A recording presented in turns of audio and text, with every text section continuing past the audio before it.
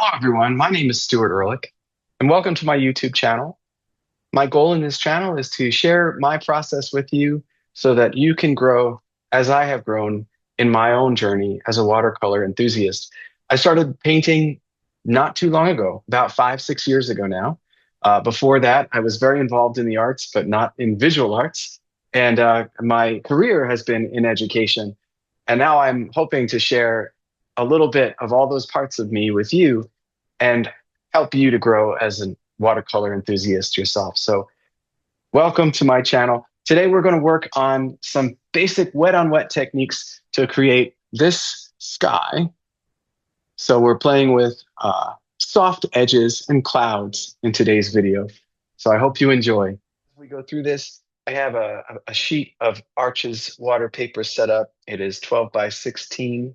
I've taped it down. There are some differing opinions about taping down your watercolor paper. I certainly respect some painters who don't tape their paper down so that they can wet both sides of the paper and therefore keep the sheet of paper uh, wet and workable for a longer period of time. And I'm not doing that in this particular instance, but I have done that in the past. And for my purposes today, if I want to keep my sheet of paper wet longer, I also do have just a little spray bottle with water in it. So I can continue to spray down my wash to make sure that it stays workable. Once your watercolor dries and sets, it becomes much more difficult to manipulate without creating sort of some weird hard edges and stuff like that. If you'll notice on my palette, first of all, my palette's kind of a disaster. I don't mind that my palette is messy. I don't clean it all that often. And it's also fairly limited. I don't know if you could tell how many open, um, little spots there are where there's no paint. Right now, I have some warm colors up here. I have burnt sienna, I have burnt umber, and I have yellow ochre up at the top. And I have some cool blues here. And there could be that along the way, I'll add a few things depending on what happens in my scene. My goal here, by the way, the blues are cobalt blue and ultramarine blue. My goals for this painting demonstration are to work on a wet on wet, soft edge sky with some interesting clouds. Beyond that, I don't really know what's going to happen down here quite yet. If I end up with a field of some kind and I need a few more options for colors, I might add to this palette, but I'm keeping it pretty simple. I hear a lot of artists talk about editing their palette down. And I like that concept of keeping your palette fairly simple as you work. It makes things a little bit more easy to manage. And also, sometimes too many colors can create some garish landscapes, especially if you're trying to do something that looks like a natural scene. And that's what we're after today. So my goal today is to do something with a big sky. And the techniques that we're going to practice today are wet on wet, soft edges, and realistic looking skies. I'm going to be teaching a workshop in just about a week and a half or so out in Niwot, Colorado, in case you're down that way, at a studio called Open Window Studios. And if you search for Open Window Studios in Longmont, actually, I don't think it's Niwot. I think it's past Niwot up into Longmont. If you search for that studio, you will see their workshops, and they offer all sorts of good stuff, including the watercolor workshop I'm going to be hosting pretty soon here. Okay, so enough talk. My first step whenever I'm working with watercolor is to fully wet my page. And as you can see, there was a little bit of pigment on my brush here. By the way, this is a synthetic watercolor mop, and it's what is it? I don't know. It's a Princeton synthetic, probably synthetic squirrel.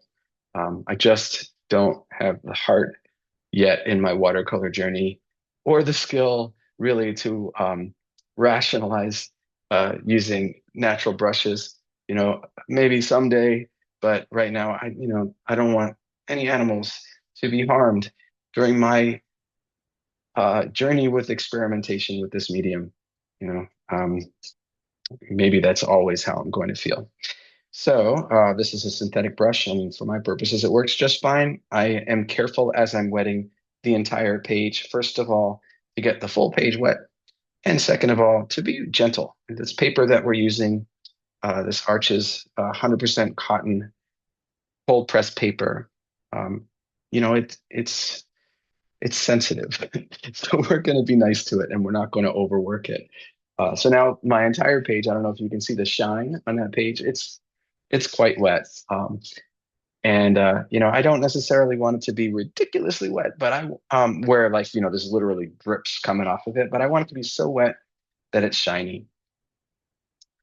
And what I know that I want to do is I know that I want a sort of a central dramatic cloud.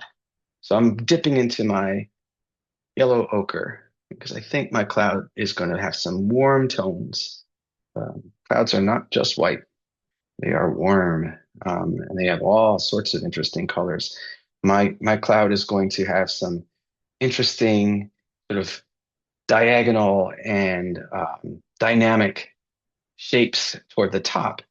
And then it's going to flatten out as it gets further out. This is one of the ways that we create some distance and some depth in our paintings, by considering the fact that, if we're doing a big sky, the sky might have a whole lot of dimension toward the top, but it's going to flatten out as it reaches the horizon line.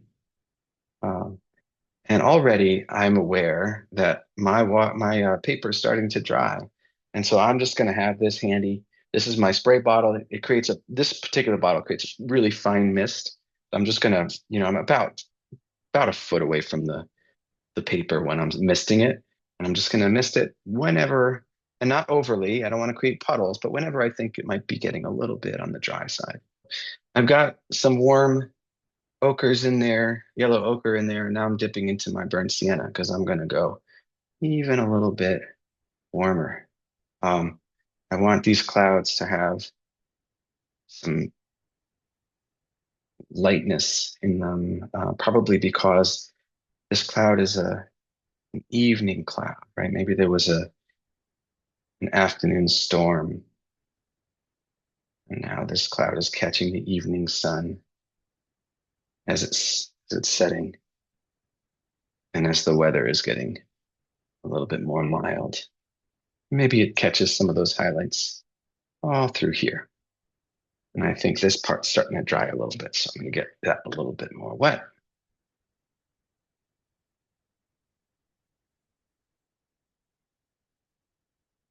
There we go.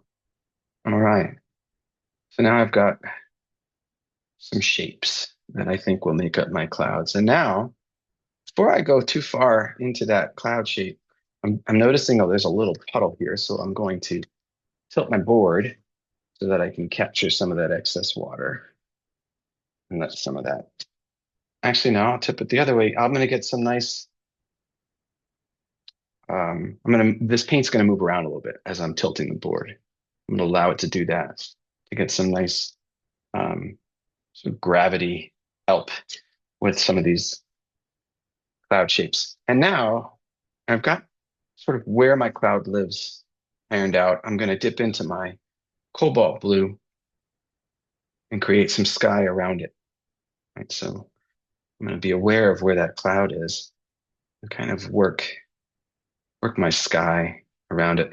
One of the things that we do with watercolor is we paint negative shapes, right? So when we paint with watercolor, we're actually painting around the light rather than painting the light on top of darker shades.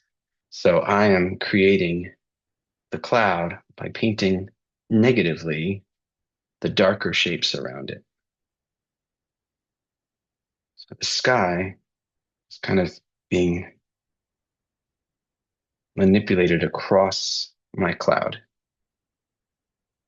and encouraged to sort of play in and out of that cloud shape. And again, I'm using that spray bottle to keep this wash alive. As soon as it dries, I have much less of an opportunity to work with it.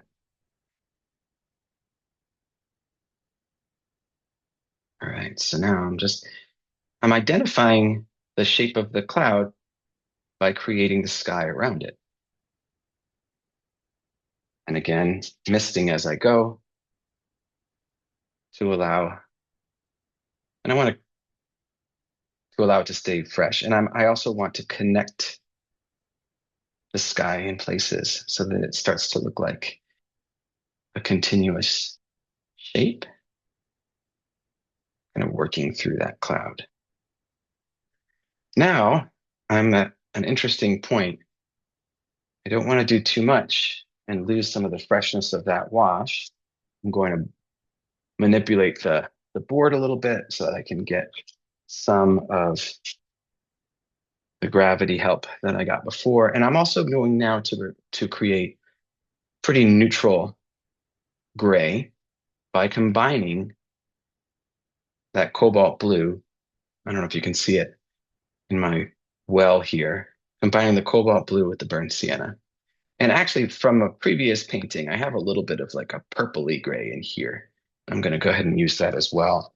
As my cloud gets toward the bottom, it's going to also want to be darker as it heads toward the bottom of this uh, sky. And because it's at the bottom, again, to create depth, I want to flatten out that sky.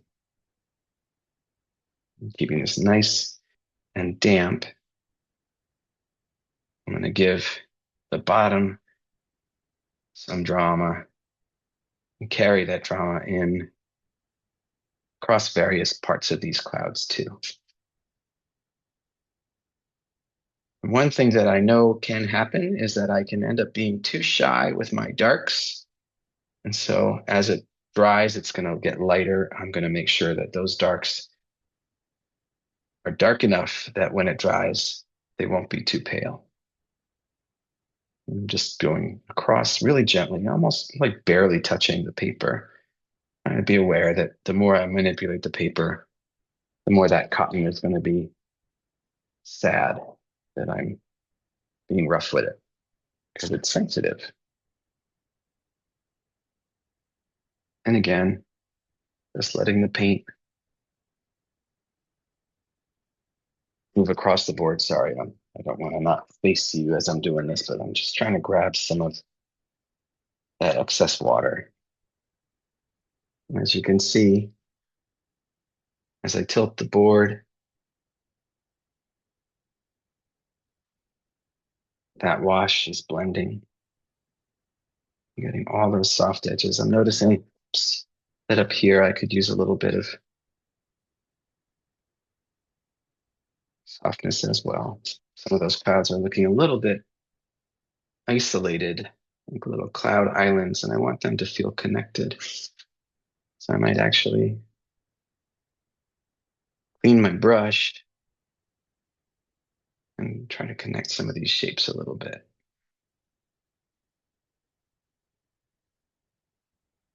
That's probably all I need to do.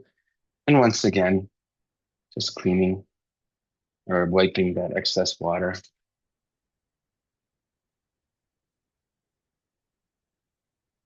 As you can see, it's already lightening up quite a bit. So I want to maybe make that bottom section a little darker. And once again, I'm just going in between the cobalt and the burnt sienna.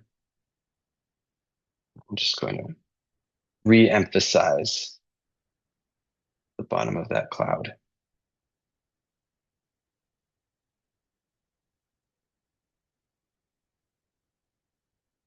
Maybe I'm going to allow some of these cloud lines to direct the viewer's eye into the middle a little bit. And one challenge that I have, personal challenge of mine, is overworking my watercolors. So as you can see, I probably am doing too much, but we will see if I can get away with it. All right, I'm not going to do any more yet. I'm just going to allow these, keep tilting the page and allow these different tones to blend with each other. If I can learn how to touch the paper with the brush less and use gravity more, I think I will always be better off for it. As you can see, I don't know how well you can see that paint moving across, but as it moves across, I'm just wiping down the edge. Really not, almost not on the paper, just wiping it down on the tape as it comes to the edge and meets the tape.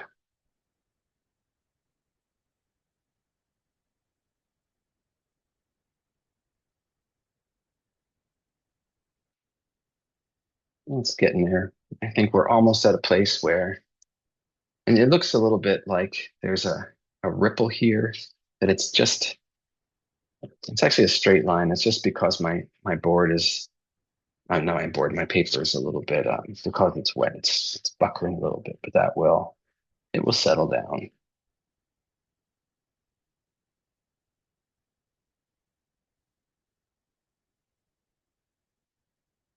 And I'm taking my time with this. I have a blow dryer here, like right at my side, so that if I am ready to dry this, I can do that. Um, but while it's wet, I want to take advantage of that, and I want to keep moving and tilting so that I can let the let the watercolor blend around. I'm more or less okay with how that's looking.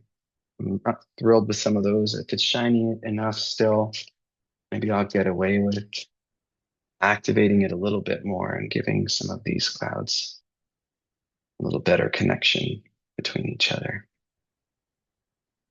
so that I'm not losing the warmth at the top of them, but I'm making sure that they don't feel like isolated shapes either. Here, there's a nice dark that I stole that I made for the bottom, but I think using it at the top is probably going to be the right idea. Now these all these different clouds are starting to work together instead of as little separate entities. They're starting to feel like they're forming a continuous shape. And I think that's probably always for the best that your shapes are connected rather than isolated. Okay, before I do too much, I'm going to let that again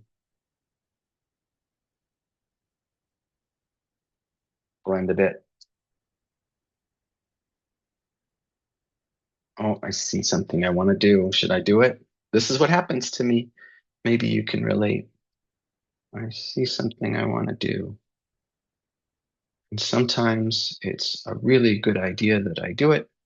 Sometimes it makes me want to throw the painting away. So, I mean, that the good news is, it's just paper. It's expensive. Paper's the thing to spend your money on. Paper and paint and brushes. All right, so there's a lot of things to spend your money on. But at the end of the day, if you learn something, it's not wasted. I waste a lot of paper in that I don't necessarily get a result that I want to show off. But if I learn something, then I am happy because that is really the point. The point is to be ready to make mistakes so that you can learn from mistakes. It's less about making a perfect product every time, and it's more about learning a process over time. Oh, now see, now my clouds are starting to look like they're going somewhere. Maybe that's what clouds do, is they go somewhere. All right, hold on, buddy. I'm going to stop now again. Now, again, let those colors and tones talk to each other. Let them blend on the paper. And let's see something else I want to do. You see this? You see what I mean? Like this is literally my character defect as a painter on display for all of you. And that's what I want to do. I wanted to make that line across. And I'm getting away with it only because my paper's still wet enough. Once this starts to set, if I mess around with it, I will definitely regret it. But because I keep using a little bit of that spray, I continue to be able to manipulate my sky. Although I see here, something here that happened is that I went a little bit too dilute with my mix, and the water that I had on my brush was creating a blossom because the paper was less wet than the water on my brush. And of course, that is something to avoid unless you're doing it with a purpose. Um, Nothing should be avoided if you want to try an experiment. But generally speaking, if your brush has a thinner consistency of paint than what you're painting on the paper, you're going to end up with some really strange blossoms and what do they call them? Like cauliflower edges, things like that. So I can keep manipulating that for a long time, but I think I have taken all the risks I care to take right now. And now I think I'm ready to hit it with the blow dryer.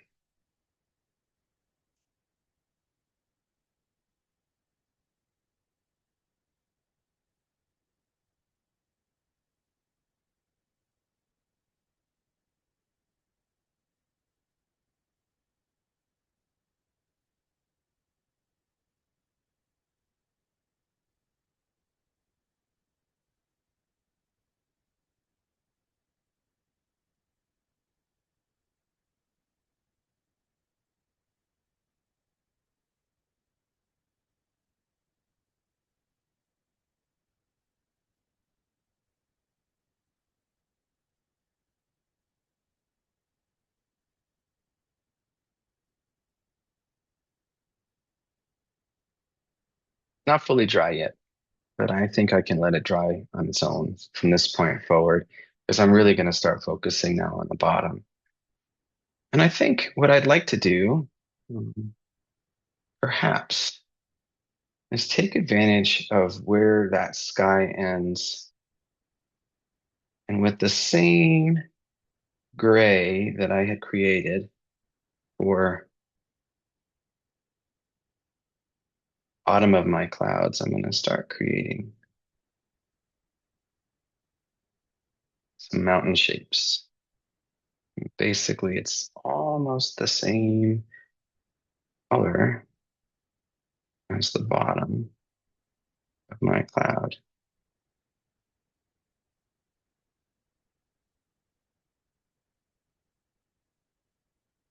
And that's my mountain shape here. And now, while I have, you know what, I'm going to add a little bit of um, tonal changes to this mountain to give it a little bit of depth here so that these mountains don't feel just too monolithic, I guess. There we go. Now, while that's still wet, I'm going to go into a smaller brush and I'm going to create, I don't know, like a sort of a greenish color by adding green, a really dark and thick, by the way. This is milky or creamy thick. Um, I'm using yellow ochre, some of that burnt sienna, and some of the cobalt blue. And it's like a gray, but it's got a greenish gray tone to it because of the way that I'm mixing in some of that ochre. And now I'm just going to create a little line of trees. And because this is real thick, this paint, it's not going to diffuse all over the place. It's actually going to stay in its spot. And I'm taking advantage of the little bit of time I have while those mountain shapes are still kind of wet. And I think what's going to happen now is there's going to be a field because I'm creating this little line here. Um, And that means that I'm going to go, it's springtime here in Colorado. And so it feels like an opportunity for me to go kind of bright. I've got a little bit of some, this, this is like a gamboge hue. So it's like a yellow, but it's kind of greenish yellow. I'm going to use some of that because it's nice and bright. And I've also got here some sap green. Um, Again, breaking rules by using actual green. I know a lot of watercolorists will say, mix your own greens. You're not wrong, but ooh, look how bright that is. That's an interesting color that doesn't really maybe occur in nature, but I think it's going to work because of sort of the dullness of my sky. And the thing that I want to do here is, first of all, I want to meet that wet edge so that again, I don't get a hard edge there. I'm gonna get a diffusion of that edge of trees there. And look how bright that is as I go down. And one of the things I want to do is cool it down as the further I go. You know, that's going to be the brightest part of my field. And then as I go down, I'm going to add some more of the cobalt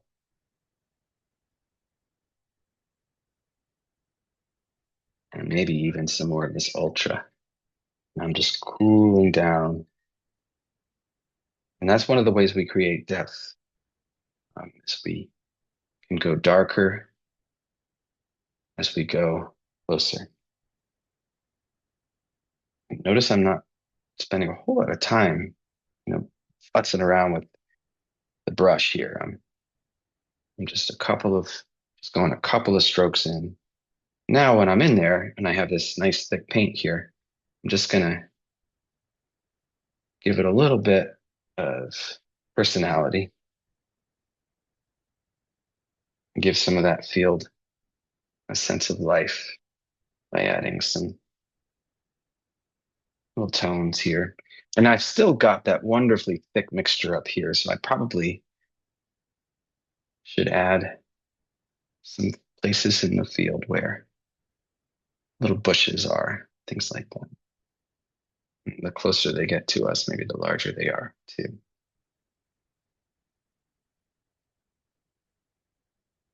Go.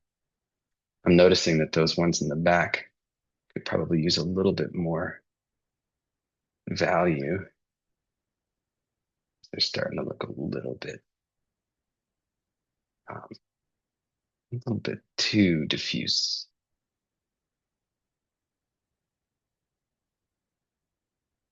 There we go.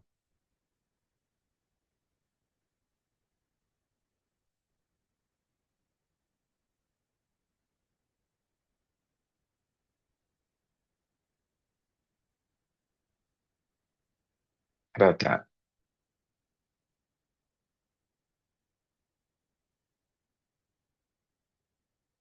I think that's pretty much where I should keep it in terms of the back there, not overdo. Don't overdo, Stu. That's my message to myself every time I paint. Okay. All right, that's probably where I want to keep things.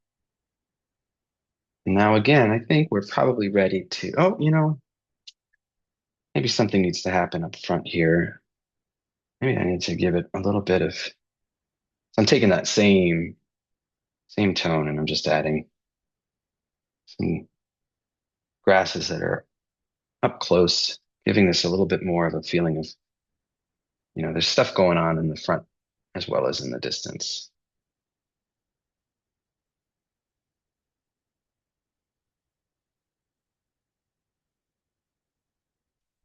There we go. Okay. Probably that's fine. Now, I want to do a little bit more, maybe. The problem with not using a reference, it's also the opportunity of not using a reference, is that you get to be, or you have to be, more spontaneous, make decisions on the spot. which I guess you do with a reference anyway, because you make decisions about what to leave in and what to leave out. All right, how's that? Oh, it's starting to look like a nice little field. Um, okay, so I'm going to hit it again with the hair dryer because I might want to do a couple of finishing touches on this little scene.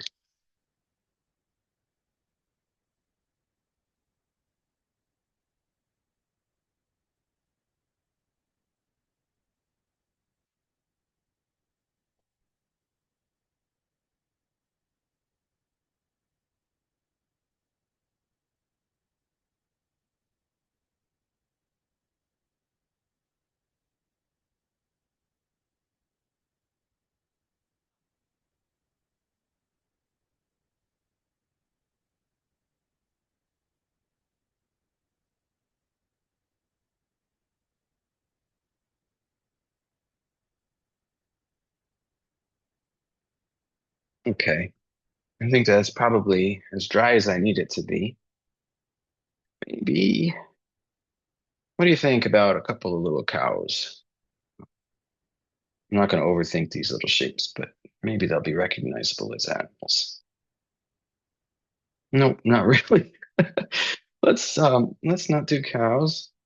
We'll just make that one into a little bush again. Oh, there's a bush there. So maybe instead of cows, we'll do a bird or two. What about a bird or two in the sky? Just to give this a little bit more of a personality. See if I can find a brush that will give me a nice enough, clean enough edge that I can get away with a couple of well-placed birds. What do you think?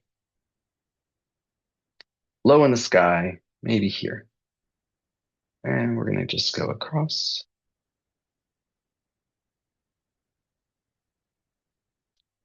And a little body for the bird.